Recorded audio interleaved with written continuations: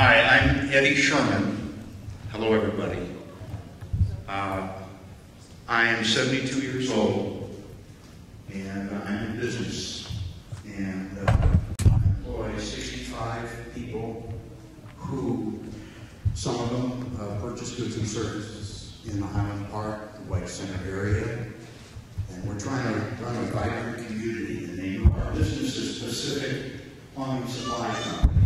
We are located directly across the street from this proposed jail site. We're at the intersection of Highland Park Avenue and West Marshall Way. We look smack dab. We have 7,000 customer visits a month. We have little women and children who are going to be coming to our showroom to pick out plumbing fixtures. And the release point for where these inmates are going to be released could well be right along Marginal Way. Seems pretty logical. And they're going to be looking across. The first thing they're going to see is Pacific Plumbing Supply, a bunch of cars parked there, women and children shopping in there, lots of plumbing contractors picking up goods, lots of inventory. It's going to take just one incident to happen where one of those released prisoners comes over and accosts a woman or a little child or commandeers one of our customers' trucks.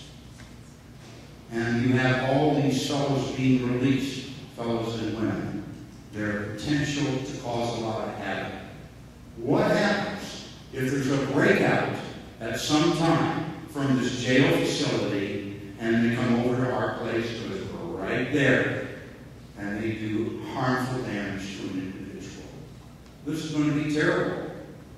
Now, this Kent Regional operation down there, I went down there the other day and looked at it. Oh yeah, it's beautiful. It's got a big courthouse on Main Street. That's not where the jail is. The jail is there behind. I talked to a sergeant down there. I said, has there ever been a breakout? He said, yes. There was. But it only takes one. I am very concerned for the safety of our employees, the safety of our customers, for the viability of having all our employees earn money and spend some of it in our community up here. That's good for this community to have businesses that are there to support it. You know what's going to happen? We have a lot of competitors in our city. People don't have to buy plumbing supplies from us. They can go anywhere.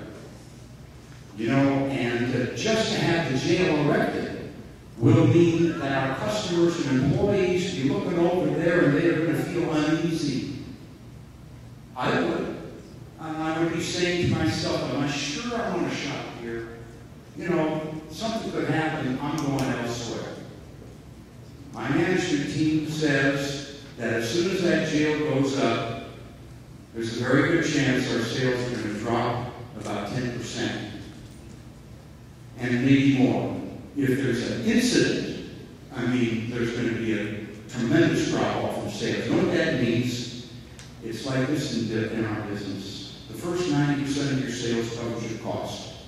The other 10% covers your profit. If we lose 10% of our sales, there goes all the return on investment. Then you're running a break-even operation. Then you're running an operation at a loss. What are we going to do? You know what? If that jail goes up, this city, will be our most formidable competition. Let's not let that happen. Here's a good point I want to express. We bought this property 4 years ago. We paid a lot of money for it. We checked the zoning laws. We knew exactly that we were perfect for the zoning that's there. Manufacturing, industrial, sales are permitted. Okay? Had we known that there was a jail going to go in across the street from us 4 years ago, we would never have bought that property. Nobody here in their right mind would buy that property. You know, yesterday I had my realtor go down to the city and pull the zoning. I've got it right here in front of me.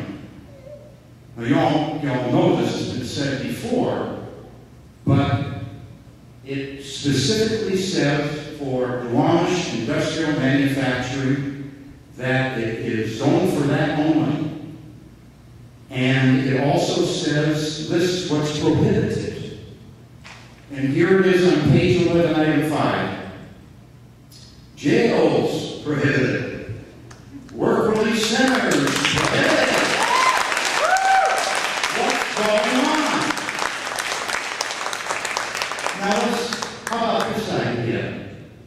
If the government makes you do something and comply to certain laws, and you do because you're law-abiding citizens, the city is the government.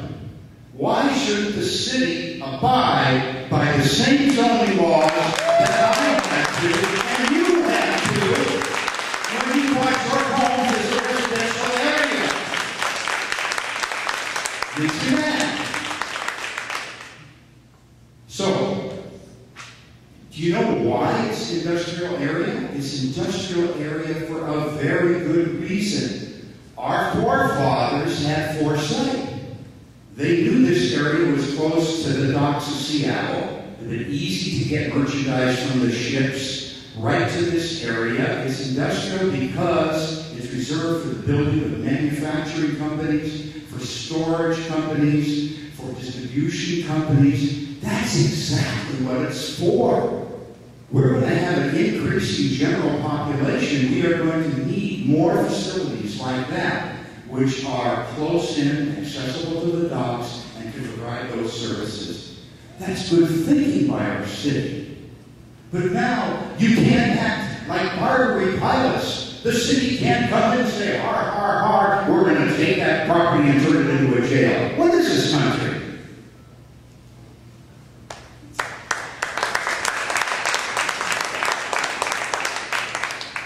In closing, I wanted to tell you that in the year 1900, there was a little 12-year-old boy in Russia. His parents were being affected by an oppressive government. What was going to happen to that 12-year-old boy is this. On his 13th birthday, he would be taken into the Russian army and sent to Siberia for many years. His parents didn't want that to happen to him. They gave him some rubles, put him on a boat, came to New York, found his way to Seattle, and he was given a mission. And that mission was to earn whatever money he could to bring over his brothers and sisters and parents. And he did it. And he had a horse, and he had a buggy, and he bought used merchandise, he brought salvage. He went on the ferry over to Bremerton. He resold, he made some money, brought his family over. And from there, he had developed a store, and then many years later, we've come to this Pacific Plumbing Supply. Everything came the hard way. Nobody handed us anything. And now, isn't it ironic that 100 years, and all that, by the way, was a result of a government that had an oppressive concept. Now, isn't it ironic that 100 years later, here we are today, and we're faced with a governmental unit who is considering the idea of oppressing again by taking his own land, turning it into a jail, having a very negative effect on a company trying to do business, and a negative effect on the community because they're breaking the law, because they're going against the zoning. Don't let this happen. We've made a lot of progress in 100 years, and we have wonderful, wonderful city officials.